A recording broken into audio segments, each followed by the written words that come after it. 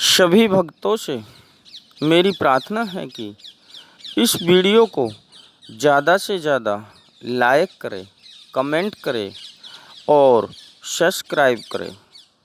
और आप लोगों की आगे मर्जी है। भक्तों, उद्धव जी भगवान श्री कृष्ण सखा भक्त थे। वह मथुरा आ गए और कंस को मारकर सब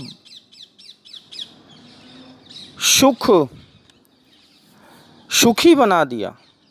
तब भगवान ने एकांत में अपने प्रिय सखा उद्धव को बुलाकर कहा, उद्धव, ब्रज की गोपिकाएं मेरे वियोग में व्याकुल होंगी। उन्हें जाकर तुम समझाना, उन्हें मेरा संदेश सुनाना। मैं उनसे अलग नहीं हूँ, तुम्हारे ही साथ हूँ। उद्धव जी अपने स्वामी की आज्ञा पाकर नंद ब्रज में गए। वहाँ चारों ओर से उन्हें ब्रजवासियों ने घेर लिया और लगे भांति भांति के प्रश्न करने। कोई आंसू बहाने लगा, कोई बांसुरी बजाते बजाते आंसू बहाने लगा, कोई बांसुरी बजाते बजाते रोने लगा। कोई भगवान का कुशल समाचार पूछने लगा। उद्धव जी ने उसको यथा योग उत्तर दिया और सबको धैर्य बंधाया। एकांत में जाकर गोपियों को अपना ज्ञान संदेश सुनाया। उन्होंने कहा, भगवान अब वासुदेव एक जगह नहीं, वह सभी जगह व्यापक हैं। गोपियों ने रोते रोते कहा, उद्धव जी तुम ठीक कहते हो, किंतु हम गवारी बंचारी इस कुछ ज्ञान को भला कैसे समझ सकती हैं। हम तो उस श्याम सुंदर की भोली भाली उस सूरत पर ही अनुरक्त हैं। उनका वह हास्य युक्त मुख, वह काली काली घुंघराली बाल, वह बंसी की मधुर ध्वनि हमें अपनी ओर खींचती रहती है। वृंदावन की समस्त भूमि पर उनकी अनंत स्मृति अंकित है। तिल भर भी जमीन खाली नहीं है जहाँ उनकी मधुर स्मृति न हो। हम इन यमुना पुलिन वन पर्वत लताओं में उन श्याम सुंदर को देखती हैं।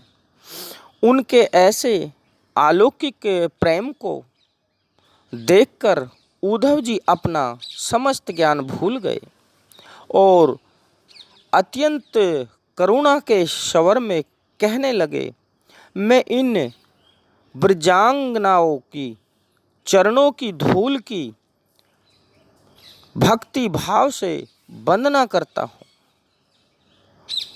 जिनके द्वारा गाई हुई हरि कथा तीनों भवनों को पावन करने वाली है। ब्रज में जाकर उद्धव जी ऐसे प्रभावित हुए कि वे सब ज्ञान गाथा भूल गए और भक्तों उद्धव सबसे एकांत होकर कहने लगे, हे भगवान, मैं आपके चरणों में आधे क्षण के लिए भी अलग नहीं रह सकता। मुझे भी आप अपने साथ ले लो। भगवान ने कहा, उद्धव, मैं इस लोक से इस शरीर द्वारा अनंत हित होना चाहता हूँ। मेरे अनंतित होते ही यहाँ घोर कलयुग आ जाएगा।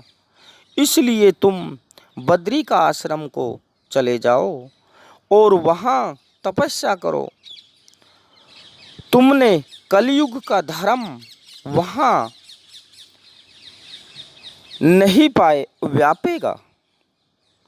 भगवान की ऐसी ही मर्जी है, यह समझकर उद्धव जी चले तो गए, किंतु उनका मन भगवान की लीलाओं में ही लगा रहा। जब सब यादव प्रवास क्षेत्र को चले गए तो भगवान की अंतिम लीला को देखने विदुर जी प्रभास में पहुँचे। तब तक समस्त यदुवंशियों का संहार हो चुका था। विदुर जी ढूंढते ढूंढते भगवान के पास पहुँचे। भगवान सरस्वती नदी के तट पर एक अश्वत्थ वृक्ष के नीचे विराजमान थे। विदुर जी ने रोते रोते उन्हें प्रणाम किया। दिव्य योग से पाराशर के शिष्य मैत्री जी भी यहाँ आ गए। दोनों को भगवान ने इस समस्त जगत की सृष्टि स्थिति प्रलय का ज्ञान कराया और इस अंतिम ज्ञान को विदुर जी के प्रति उपदेश करने के लिए भी भगवान आज्ञा कर गए। भगवान की आज्ञा पाकर उद्धव जी बद्री का आश्रम को चले। भगवान अपने परम धाम को पधारे। उद्धव जी के हृदय में भगवान वियोग भर रहा था, अतः उन्हें खुद भी अच्छा नहीं लग रहा था। वे खूब रोते थे, किंतु रोना भी किसी हृदय के सामने हो तो हृदय हल्का होता है। दिव्य योग से उद्धव जी को विदुर जी मिल गए। विदुर जी ने पूछा, यदुवंश के सब लोग कुशल पूर्वक हैं? यदुकुल का नाम सुनते ही उद्धव जी जोर जोर से रोने लगे और रोते रोते बोले, कृष्ण रूपी सूर्य के अस्त होने पर, काल रूपी सूर्य शरप के ग्रास जाने पर, हे विदुर जी, हमारे कुल की अब कुशलता क्या पूछते हो? यह पृथ्वी हतभागी है और उनमें भी यह यदुवंशी सबसे अधिक भाग्यहीन है, जो 2 रात पास में रहने पर भी भगवान को नहीं पहचान सके। जैसे समुद्र में रहने वाले जीव चंद्रमा को नहीं पहचान सकते। इसके बाद उद्धव जी ने यदुवंश के अक्षय की सब बातें सुनाई। उद्धव जी परम भागवत थे, भगवान के अभिन्न विग्रह थे। इसके संबंध में भगवान ने स्पष्ट कहा है, मेरे इस लोक से चले जाने के पश्चात उद्धव मेरे ज्ञान की रक्षा करेंगे। उद्धव मुझसे गुणों में तनिक भी कम नहीं है, अतः वे ही सबको इसका उपदेश करेंगे। प्रिय भक्तों, यह कहानी यहीं समाप्त होती है। जय गुरुदेव, जय श्री राम। राधे राधे राधे राधे।